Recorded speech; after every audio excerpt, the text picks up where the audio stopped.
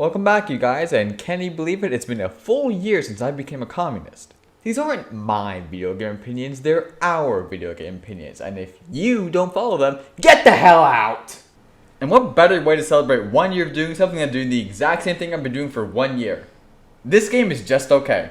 Get down the ground! No! Sir, you're far too rightful to mix with the public eye to handle. You're now the most hated man on earth!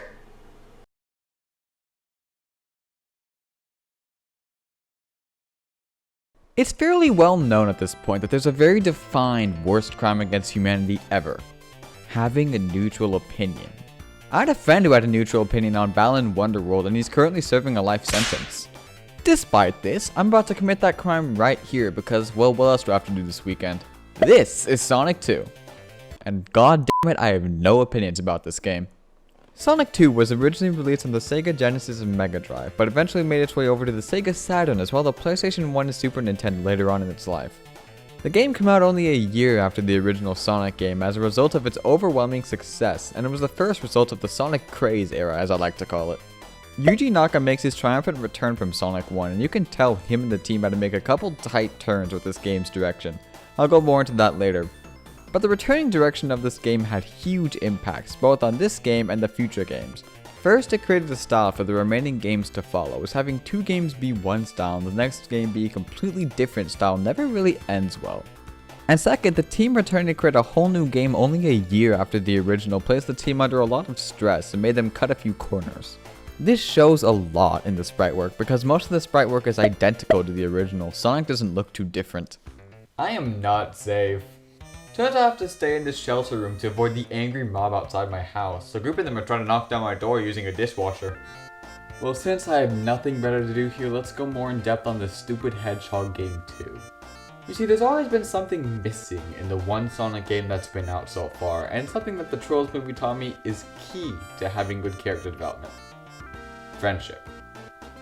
Everyone needs a friend, especially an alien hedgehog trying to ruin some scientist's life for no reason. And Yuji Naka had the solution to that. I wonder if he can help me. What am I saying? Of course I have friends, like a security guy. Isn't that right, bud? Okay, $19 Fortnite card. Who wants Yeah, I got you. it? And yes, I'm giving it away. This is Tails the Fox. He's Sonic's new buddy in the games and allows Sonic the gift of flight if you play in Sonic and Tails mode. And this is a box of Central Double Concentrated Tomato Paste. For your understanding of the rest of this video, it's important that you know the difference. Tails is the first named character in the series aside from Sonic and Robotnik, and he definitely is credited as the inspiration for the rest of Sonic characters to come. I really like Tails as a character across Sonic games, and as a contrast to Sonic. While Sonic is quick and witty, Tails is much more cautious and realistic, always serving as a nice pull back to earth for the game. The main mechanics for ring, time, and score are the same as they were back in Sonic 1. There is, however, one main new feature, Super Sonic, which is unlocked after the player gets all 7 Chaos Emeralds.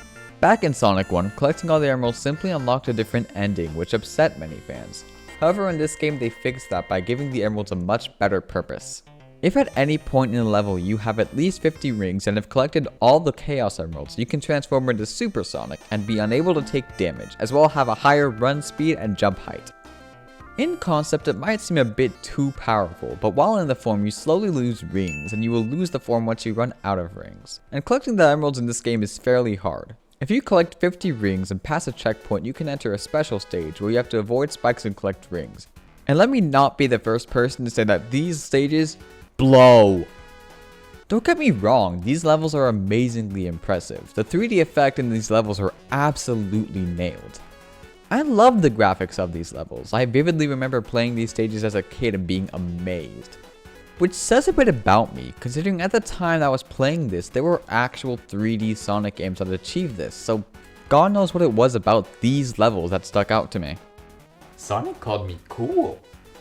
However, the gameplay of these stages are incredibly annoying. You have to collect so many rings that only appear on screen for half a second before they pass you. And there's really no way to blind run these stages unless you're really not fun at parties. Here's a little quick fun fact about Tails' AI.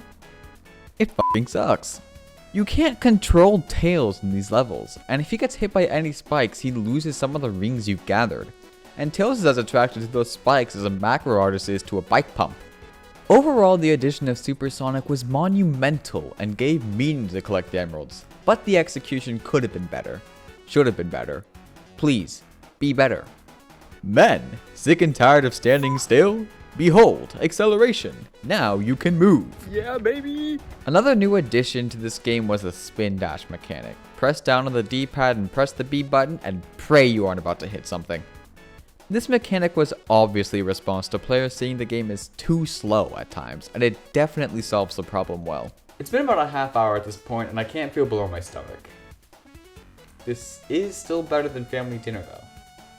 A key thing that makes me so neutral about this game is that the stuff I've listed so far are the only real new elements to the core gameplay. Aside from what I listed and a few small touch-ups, this game was just Sonic 1 but with different levels. This meant that the levels had to be unique and special, and boy were they barely. Ooh, a birthmark. Let's count how many of these I have. Sonic 2's levels are definitely a huge improvement over its predecessor. But the levels still face the same syndrome where they slowly become worse over time. The game now has 2 acts per zone instead of 3, allowing for more zones, which is a huge win. Emerald Hill Zone is the first act, bringing you right back into the Sonic world. The level is filled with bright colors and different routes that immediately deliver the message, we're back, baby. Chemical Plant Zone. They actually lasted more than one stage this time. Chemical Plant Zone keeps up the speed and does a really nice job combining speed with puzzles.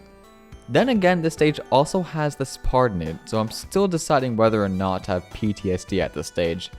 I won't go through every stage from here, I'll just list a couple notable things. Casino Night Zone. F yes, gambling. Mystic Cave Zone. How do I get out of here? Who designed this?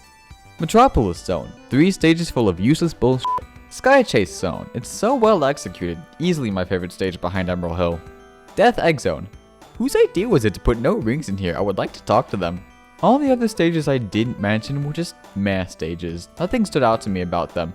Again, these levels were huge steps up from Sonic 1, but it's clear there's still room to improve. There were a ton of cut levels which looked really good, and some of them are actually playable on the mobile port. 2 final small features in this game were 2-player co-op, where a second player could connect a controller to the console to play as Tails alongside the first player with limited controls and unlimited lives, basically being the Player 2 Luma in Mario Galaxy, and a 2-player versus mode which allowed 2 players as Sonic and Tails to race to the end of a level. And the music in this game, give me more of that, please and thank you. Overall, this game learns its lessons from Sonic 1 and is easily a better game than the first. The game showed progress for this series, things were looking good for 2D Sonic games.